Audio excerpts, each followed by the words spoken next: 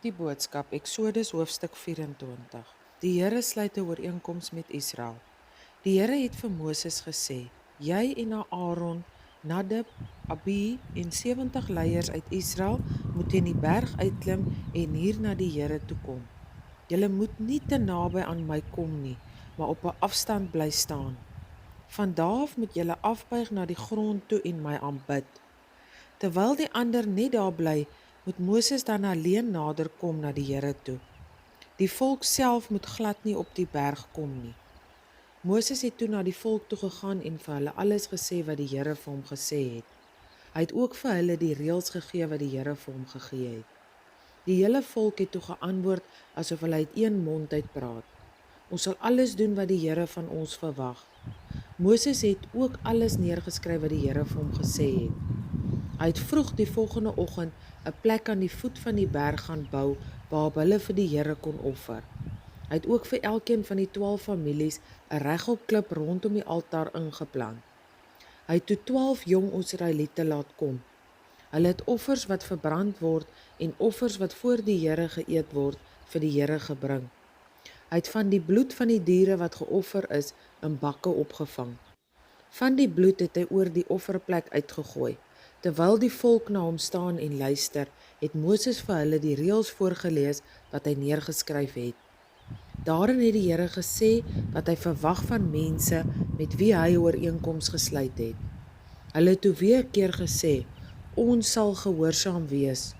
Ons sal alles doen wat die Here van ons verwag." Moses het van die bloed in die bakke oor die volk gesprinkel terwyl hy gesê het: "In ooreenstemming met die reëls wat ek vir julle voorgelees het, sluit die Here nou met hierdie bloed formele ooreenkoms met julle." Die leiers van Israel eet saam met die Here.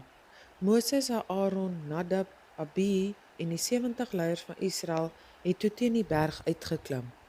Hulle het die God van Israel met hulle eie oë gesien. Hy het op iets gestaan wat soos 'n vloer lyk wat met safiersteen uitgelê is.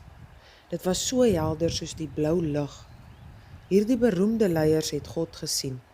Hy het nie iets aan hulle gedoen toe hulle hom gesien het nie. God en hulle het selfs daar saam geëet en gedrink. Moses bly 40 dae op die berg. Die Here het vir Moses gesê: "Klim verder teen die berg uit na my toe.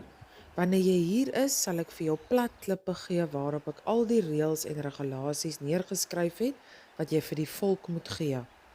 Moses en sy helper Josua het toe gereed gemaak. Moses het verder teen die berg uitgeklim. Voor hy van hulle af weg is, het Moses vir die leiers gesê: "Wag hier vir ons tot ons na julle toe terugkom. Aaron en Hur is hier by julle. As daar iets dringends is, moet julle na hulle toe kom." Terwyl Moses verder teen die berg uitklim, het die donker wolk weer afgesak en oor die berg gaan hang. Die Here was in al sy grootheid op die Sinaiberg. Vir die Israeliete onder die berg het dit gelyk na 'n vuur wat op die top van die berg brand terwyl die Here daar was. Die donker wolk het 6 dae lank oor die berg gebly hang. Op die 7de dag het die Here uit die wolk gepraat. Hy het Moses nader geroep. Moses het verder teen die berg uitgeklim en in die wolk verdwyn. Hy het vir altesaam 40 dae daar op die berg gebly.